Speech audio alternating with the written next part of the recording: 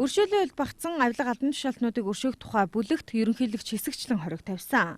Ингэснээр 160 орчим хүн өршөөгдөх хэсэг нь тодорхойгүй байгаа гэсэн үг. Харин тэнцэн харгалзах ял эдэлж байсан, хууль тогтоом зөрчиж, захиргааны зөрчил гаргасан, хорих газраас тэнцэн судлагдсан хүний хянан харгалзах хугацаанаас үлдсэн хугацааг хэрэгсэхгүй болгохоор өршөөлийн хуулийг хэрэгжүүлэх комиссийн гишүүд шийдвэрлэлээ.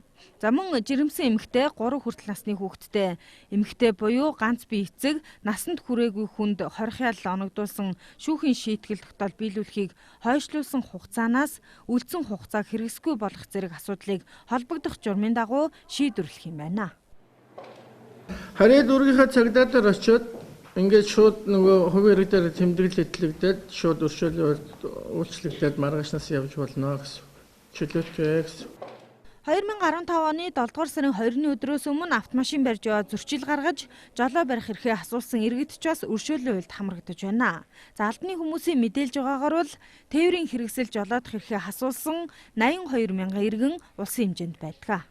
Өршөөлийн хуульд тавигдсан хоригоос бусад заалт маргаашнаас эхлээд хэрэгжээд явахаар болж байна. Тэгэхээр жолооны эрхээ асуусан хүмүүс хүртэл маргаашнаас эхлээд сэргийлж болно гэсэн үг. За үүнээс гадна хоригдож байсан хүмүүсийг гаргахын тулд зардал мөнгө бол шаардлагатай.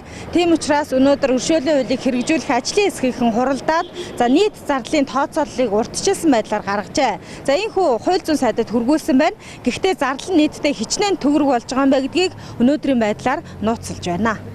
Өршөөлийн хуулийн хориг тавигдсанаас бусад заалт энэ чиглэлээр мөрдөгдвөл ял эдэлж байгаа 730 хүн бүрэн суллагдана. За 970 ялтны хоригдох хугацаанаас 2 жил хасагдана. Нийтдээ 1700 орчим хүн хорих байгууллагаас суллагдах юм байна. Энэ хуулийн 6 дугаар зүйл заасан өршөөлийг үзүүлэхэд шүүхээс ямар нэгэн шийдвэр гаргах шаардлагагүй бөгөөд цагдаагийн байгууллага энэ хуулийн заалтыг баримтлан ялтны хувийн хэрэг ял шийтгэлийн тухай тэмдэглэлд өршөөл үзүүлсэн тухай зохи тэмдэглэгийг хий гэж. Тэгэхээр нөгөө 6 дугаар зүйл нь урагшаага эргүүлээд үзэхээр ерөөсөө нөгөө ялгүй болох хугацаа, тэнцэн харгалзагдсан хүний үлдсэн хугацаа, хорих ангиас тэнцэн судлагдсан хүний эдлэг үйлцэн ялэг тэнцсэн хугацаа.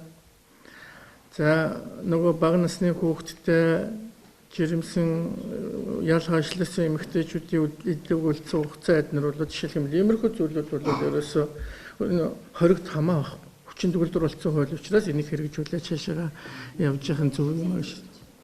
Нарсанд өнөөдрийн байдлаар 6600 гаруй хүн хоригдож байгаа.